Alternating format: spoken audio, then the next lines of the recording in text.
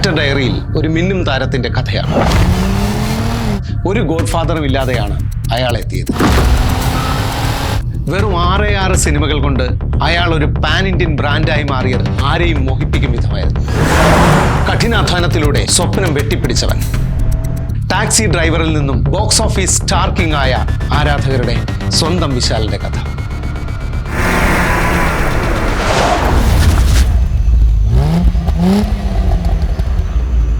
എന്നാൽ അമ്മയുടെ മരണം അയാളെ അടിമുടി തളർത്തി. വിഷാദരോഗവും തുടർന്നുണ്ടായ അമിത ലഹരി ഉപയോഗവും സിനിമകൾ ഓരോന്നോരോന്നായി ബോക്സ് ഓഫീസിൽ തകർന്നടിഞ്ഞു, ഒപ്പം സാമ്പത്തികമായി.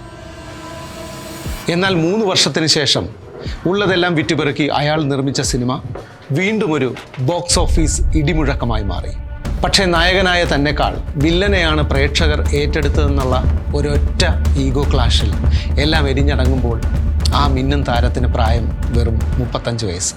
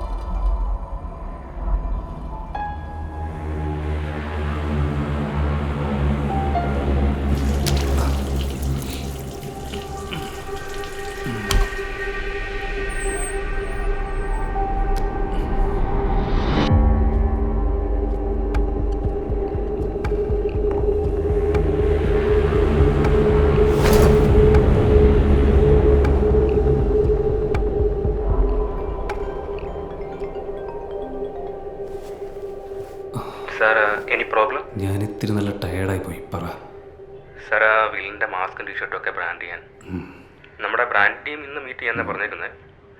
റൈറ്റ്സ് ഒക്കെ നമുക്ക് തന്നെ. സാറിൻ്റെ കൺഫർമേഷൻ ഒന്നും വരാത്തതുകൊണ്ട് ഞാനിതുവരെ അവർക്ക് റിപ്ലൈ ഒന്നും കൊടുത്തിട്ടില്ല. നായകനൊന്നും ആർക്കും വേണ്ടേ? അങ്ങനെയൊന്നുമില്ല സാർ. എന്തായാലും ബാക്കി ഡിസ്കഷൻ സാർ കൂടി വന്നിട്ടിരിക്കാം. ഓക്കെ ഞാൻ വിളിക്കാം.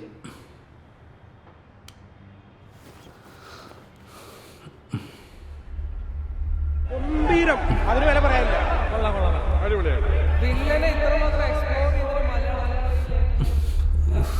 ഓപ്പോസിറ്റ് ഒരു ഭയങ്കര വില്ലൻ വന്നിരിക്കണ പുള്ളിക്ക് അങ്ങനെ വലിയ ഡയലോഗുകളില്ല, ഒരുപാട് പെർഫോം ചെയ്ത് അങ്ങനെ തകർക്കാനുള്ള സാധനങ്ങളില്ല. ഒരു നോട്ടം, ഒരു ചിരി, 2 ചോദ്യം.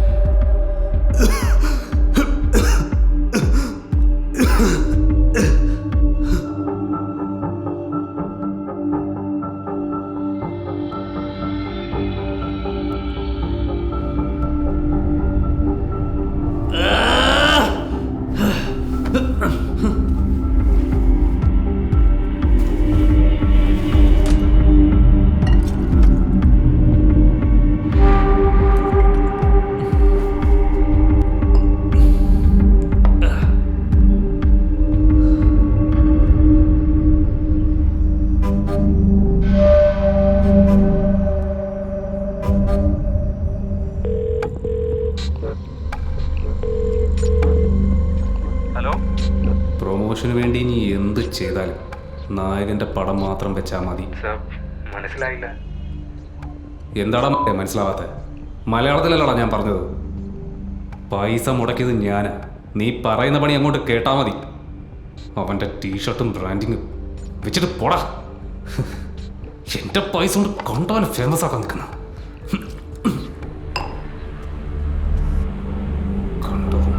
പ്രൊമോഷൻ ചെയ്ത് നിൽക്കുന്ന പട്ടികൾ. സീനൊക്കെ ആണെങ്കിലും മേക്കിംഗ് ലെവലാണെങ്കിലും ആക്ഷൻ സീക്വൻസ് ഒരു രക്ഷയില്ല, തകർത്തിട്ടുണ്ട്. ടെറർ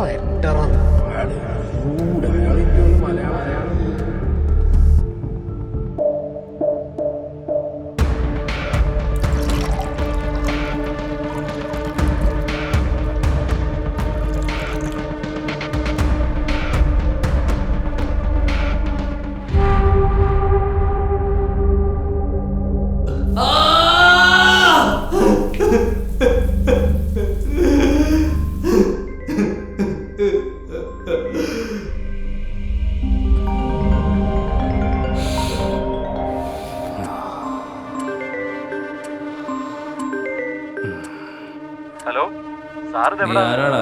സാർ ഞാൻ പ്രൊഡ്യൂസർ പറഞ്ഞിട്ട് വിളിക്കുക. ഫുൾ ക്രൂ ഇവിടെ പൂജയ്ക്ക് വേണ്ടി സാറിനെ വെയിറ്റ് ഏത് നേരം പറഞ്ഞിട്ട് വിളിക്കുവാണേലും എനിക്ക് വരാൻ സൗകര്യമില്ല.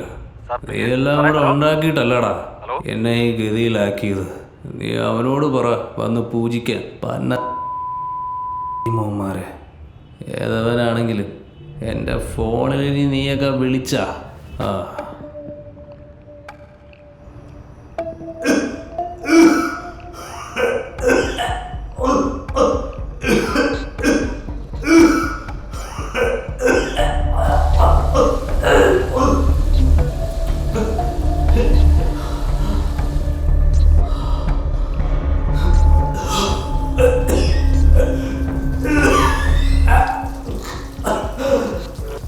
കൊച്ചിയിൽ ഇന്നിപ്പോൾ ഫിലിം ചേംബറിന്റെ യോഗം ഇനി താക്കീതല്ല, നടപടിയിലേക്ക് തന്നെ പോവുകയാണെന്ന് വ്യക്തമാക്കി വിലക്ക് എന്ന് തന്നെ പറയാൻ കഴിയുന്ന രീതിയിലുള്ള നടപടിയിലേക്ക് കടന്നിരിക്കുന്നത്.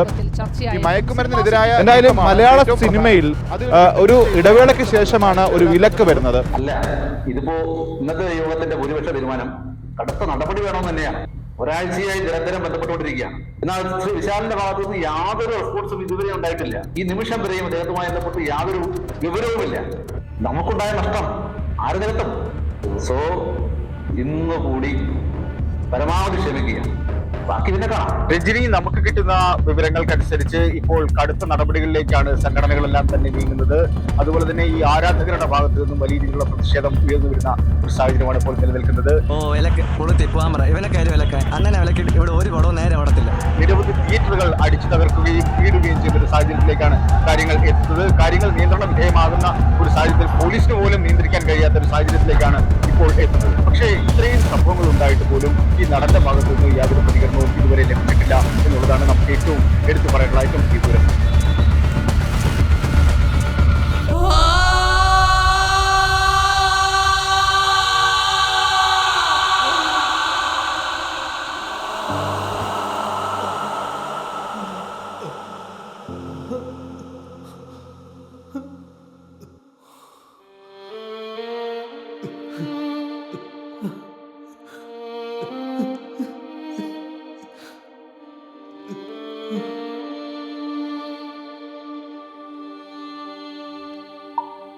സൈഡാക്കിയടാ, ഒതുക്കി. എല്ലാവരും കൂടെ ചേർന്ന് നിന്നെ ഒതുക്കി. വില്ലൻ അവാർഡിനൊക്കെയാ പറയുന്നത്. അല്ലെങ്കിൽ തന്നെ ആർക്ക് വേണോടാ ഇവൻ്റെ അവാർഡ്? എല്ലാം തകർന്നടാ. ഇനി എന്നെ ആർക്ക് വേണോടാ? ഒന്ന് കെട്ടിപ്പിടിച്ച് കരയാൻ പോലും ആരുമില്ലടാ.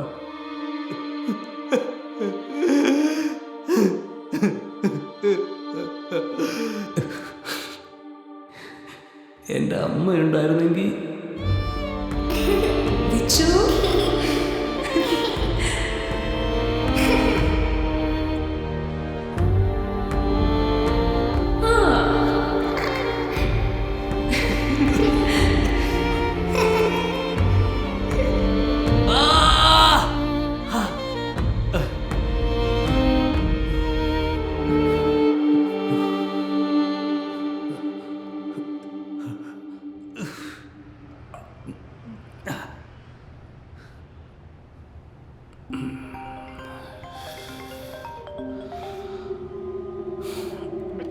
ഇതെവിടെയോ എത്ര ദിവസമായിട്ട് കിടന്ന് വിളിക്കുവാ?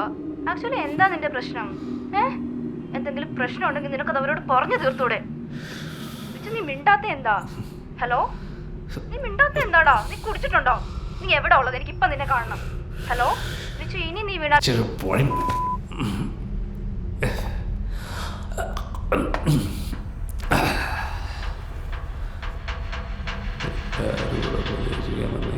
ഓൾറെഡി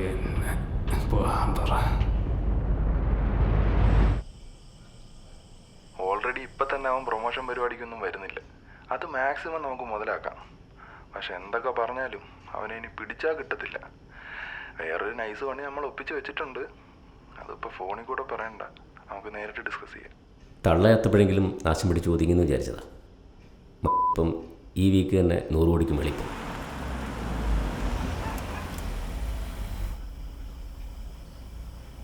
ഡയറക്റ്റ് വരുന്നു, ഞാൻ പിന്നെ വിളിക്കാം. നീ എന്താടാ ഞാൻ വിളിച്ചപ്പോ ഞാൻ എത്ര തവണ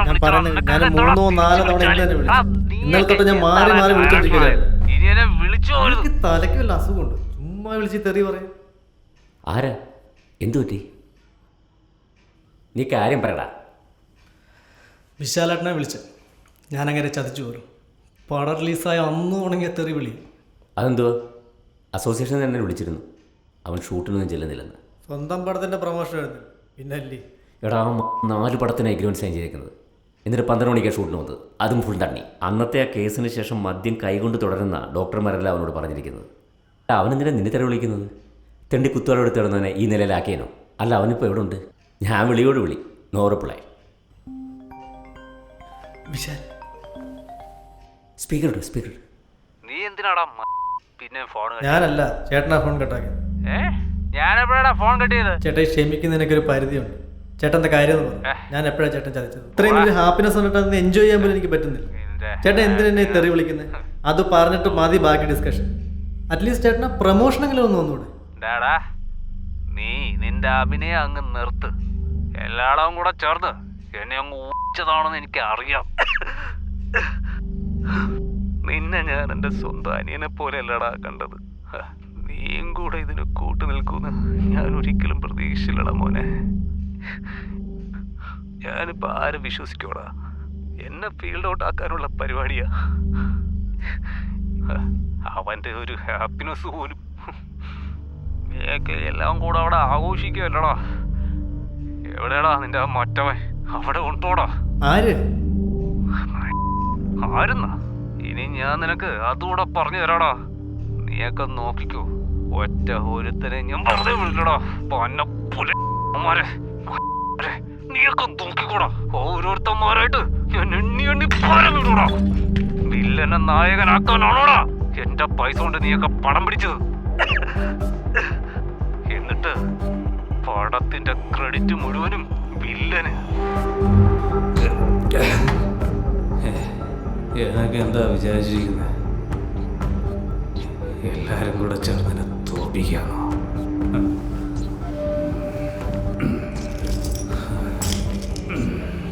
ഞാൻ പടം പിടിച്ചത് എന്റെ സ്റ്റാർഡം മെയിൻറ്റെയിൻ ചെയ്യാനാണ്, അല്ലാതെ പുതിയൊരുത്തനെ ഉണ്ടാക്കാനല്ലടാ. എന്നെ ഒതുക്കിയിട്ട് ഒക്കെ ആഘോഷിക്കുവല്ലടാ. നിനക്കൊക്കെ ഞാൻ കാണിച്ചു തരാടാ ഈ വിശാൽ ആരാന്ന്. ഈ വില്ലനും നായകനും അയാൾ തന്നെയല്ലേ ചെയ്തത്? സൈക്കോ സൈക്കോ, അവന് പ്രാന്ത. നീ അത് വിട്. നീ പ്രമോഷൻ്റെ കാര്യം എന്താണെന്ന് ചെയ്യ്. അവൻ കുടിക്കുകയോ പേടിക്കുകയോ കഞ്ചാവ് അടിക്കുകയോ എവിടെയെങ്കിലും കിടക്കുകയോ എന്തെങ്കിലും ചെയ്യട്ടെ. നീ അവൻ്റെ കാര്യം ശ്രദ്ധിക്കണ്ട, അവൻ്റെ കാര്യം ഞങ്ങൾ നോക്കിക്കൊള്ളാം. വിഷാദത്തെപ്പറ്റിയും മനസ്സിനെ പറ്റിയും ഒരുപാട് ചോദ്യങ്ങൾ ബാക്കി വെച്ചാണ് വിശാൽ കാലയവനികയ്ക്കുള്ളിൽ മറഞ്ഞത്.